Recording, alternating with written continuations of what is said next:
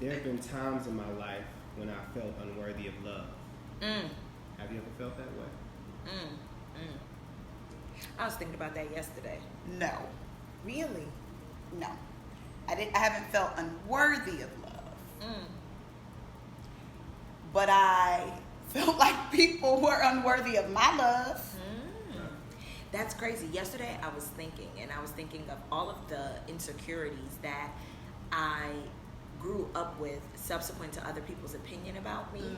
And I was like, are there women particularly that have not experienced that, and as a result of that know they're worthy of love the whole time? Because when I think of the times where I've questioned my worthiness of love, I can correlate it right to an insecurity that I adopted as a result of someone else's opinion of me, right? So I can think about feeling like, oh my God, I'm too loud. I'm too loud for dudes. They're gonna think I talk too much or got a big mouth.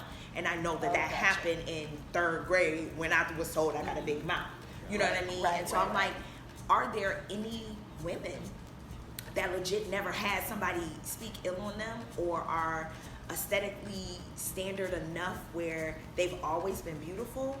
You know, I understand that challenge and everything. Yes, we are very different in that regard. But I've definitely felt unworthy of love, and then I had to smack myself out of it. And girl, let me smack you too. Come on now. No, and I've had those moments where, luckily, I have a point of reference that reminds me of my worthiness to bring me back. Sometimes it's external, Sometimes it is like you being like, "That's not how that works." Yeah. Or me remembering the conversation. But other times, I've just had to be messed up in the moment and be dark in the moment. And in the middle of my own darkness, I also find my own light. Yeah, man, that's you poetic.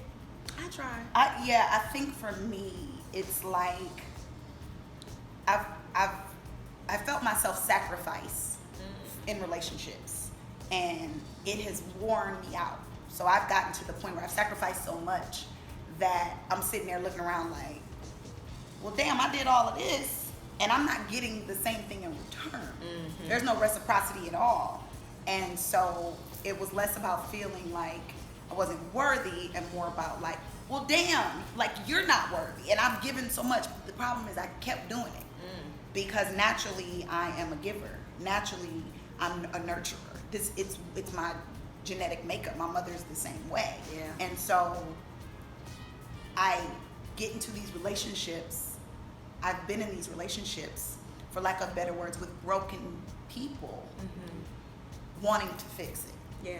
And whether it's taking my time to fix it, whether it's like putting a Band-Aid on it, whatever the case may be, I felt like if I nurture this enough, then they'll be worthy and this will be great. Yeah. And then it's turned around and been like, oh, it didn't turn out like that, and it's unfortunate. So on the other end of it, I've definitely looked at people in relationships and been like, wow, I gave a lot.